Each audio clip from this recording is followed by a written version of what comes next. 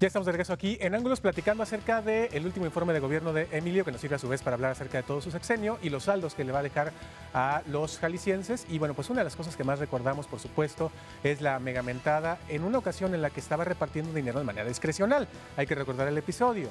El gobernador estaba en una cena, en el banquete del hambre, a punto de darle 90 millones de pesos, si mal no recuerdo, a la construcción del Santuario de los Mártires, con un pinche papelito al señor cardenal, a quien por cierto le pidió permiso para armar desmadre, Juan Sandoval Íñiguez, y ahí, dice Germán, fue el punto de quiebra. Efectivamente, nomás sumaría lo que comenta Enrique sobre el gasto, el ejercicio del gasto. Habría que sumar al propio presupuesto que ejerció la cantidad de deuda que contrató. Exacto. Recordemos que fue la última gran nota del sexenio, con lo que cierra ese sexenio, que fue una nota que impactó a nivel nacional, por supuesto, fue el crecimiento de la deuda de Jalisco en el sexenio. Estamos hablando de un incremento del 280%.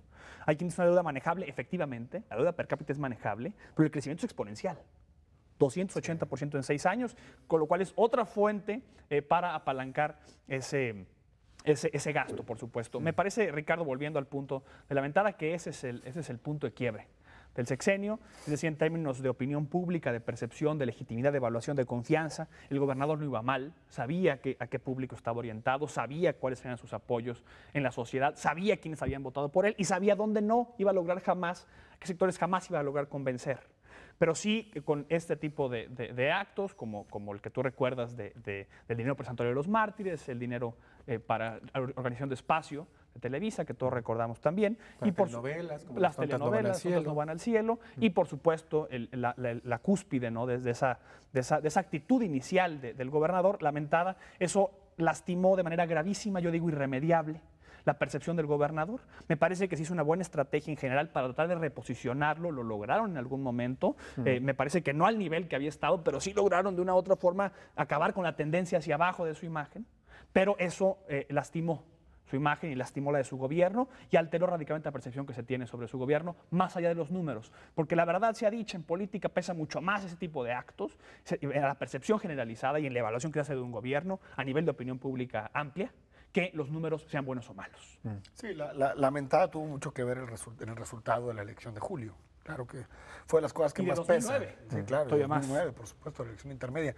Al final, los ciudadanos recuerdan muy bien ese acto y creo que también, aunque intentaron hacer esto que decías, una especie como de tratar de reparar los daños y le dijeron al gobernador, bueno, tú di que eres muy honesto y que por eso dices esas cosas, que a la gente no le vas a mentir, tú eres así, dicharachero. A pesar de que quisieron hacer esa estrategia, digamos, ese conflicto con una parte del electorado, que puede ser una clase media un poquito más educada, que era la que no le gustaban las formas de Emilio, que no le gustaba esa vulneración al Estado laico. Por cierto, una clase muy cercana al panismo tradicional. Al panismo tradicional algunos. Y si tú ves al final quienes votaron por el PAN, fue la base más dura del partido, la base más dura. Pero sí hubo un divorcio completamente con la juventud.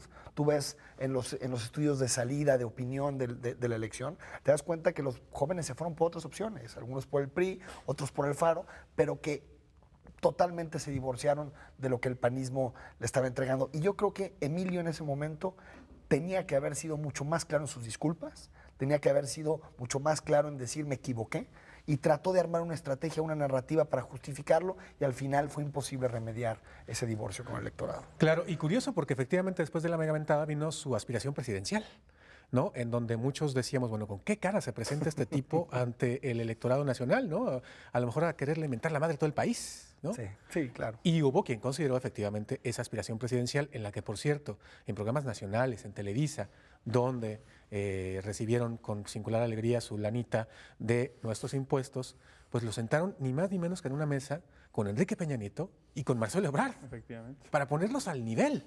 Efectivamente. Pues sí, era el gobernador panista más importante, era un candidato natural del PAN, del estado más grande en términos poblacionales para el PAN. Era un candidato natural, pero todos sabíamos siempre que sus aspiraciones eran bastante improbables, digamos, de llegar a la presidencia, a la candidatura. Claro, hay dos aspectos que no quisiera dejar de abordar, ya nos quedan unos pocos minutos. Uno es el que tiene que ver con la imagen de borrachito latoso, pretencioso y sobre todo peleonero que se hizo con la visita que hizo una noche antes de una marcha organizada por la Universidad de Guadalajara a la casa de Raúl Padilla, en que llegó en estado inconveniente a reclamarle al líder moral de la universidad sobre esa marcha. Y desde entonces todo el mundo no lo bajaba de borrachito.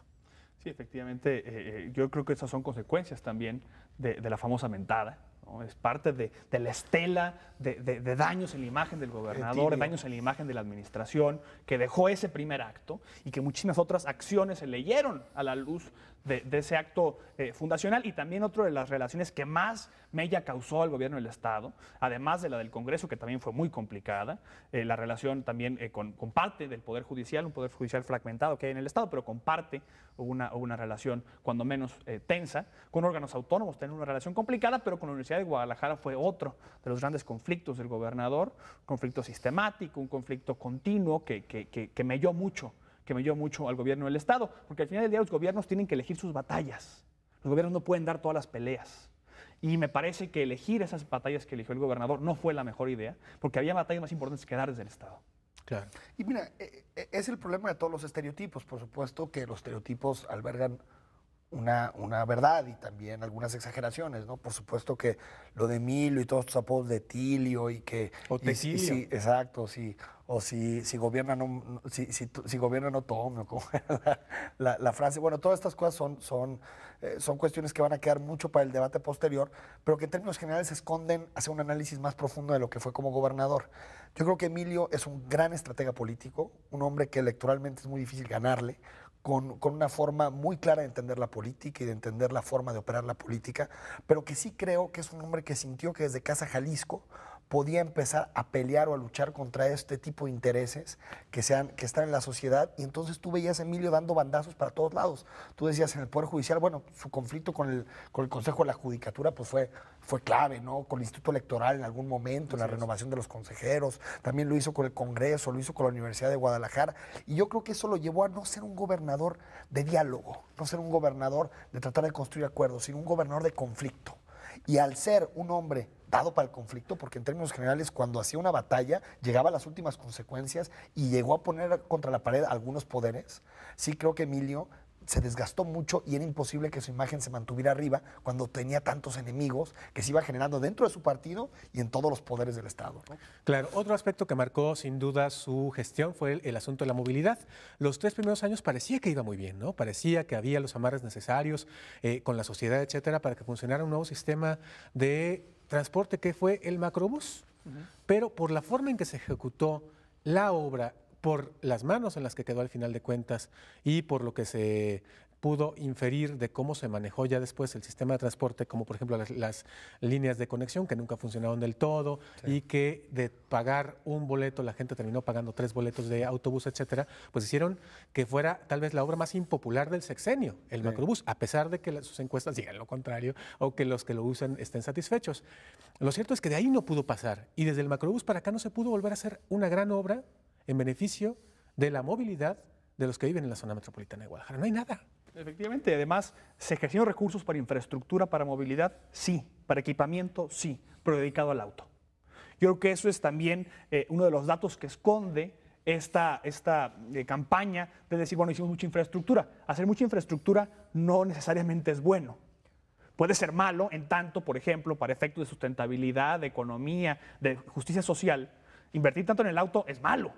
A mí me parece malo. ¿Por qué? Porque contamina el auto más, no favorece la justicia social, es regresivo en términos ambientales, en términos económicos, en términos sociales. Más tráfico. Más tráfico. Entonces, esa inversión que una zona metropolitana tan concentrada en el automóvil me parece que es un mal saldo en materia de movilidad. Y la baja inversión, por supuesto, también en transporte público. Y creo que mucho tiene que ver, dentro de otras muchas causas, con una mala gestión social.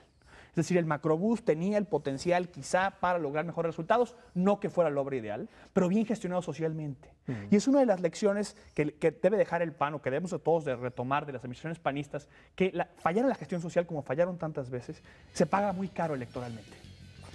Y yo creo, para concluir, creo que el no haber podido vender el macrobús de forma clara, que la gente lo adoptara en este proceso de gestión social que ya señalaba Germán, hizo que algunos proyectos que eran cercanos, como la línea 2 del macrobús, que si te acuerdas no se pudo hacer porque el PRI tomó eso como bandera de campaña, el anti-macrobús, el anti-proyectos panistas, solo genera tráfico, incomodidades, pero creo que por lo menos hubo una opción o probabilidad de tratar de darle un vuelco hacia autotransporte. Al final se politizó, se vendió mal, Creo que no fue, incluso no hubo la transparencia necesaria para que nosotros supiéramos bien a dónde iba el dinero.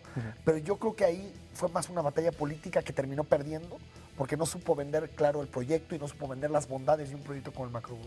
Y creo, salvo su mejor opinión, ya para terminar, que le pasó lo mismo con los Juegos Panamericanos, ¿no? Fue súper bienvenido a nivel internacional, si quieren, a nivel nacional, pero a nivel Jalisco, los saldos son negativos, ¿no? Nadie está conforme con lo que pasó en los Juegos Panamericanos. Por la opacidad, ¿no?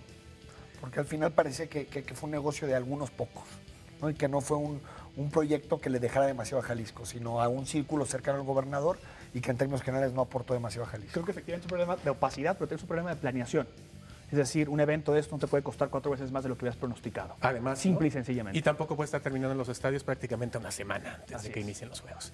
Bueno, con eso nos vamos. Gracias por su atención. Gracias, Enrique. Gracias, Germán. gracias. Quédense en Canal 44 aquí en Guadalajara y el 31.2 en Los Ángeles. Hasta la próxima, en que tal vez hablemos de el futuro de Emilio, si es que lo tiene. ¿Qué va a hacer después de gobernador? Lo platicamos en próximos programas.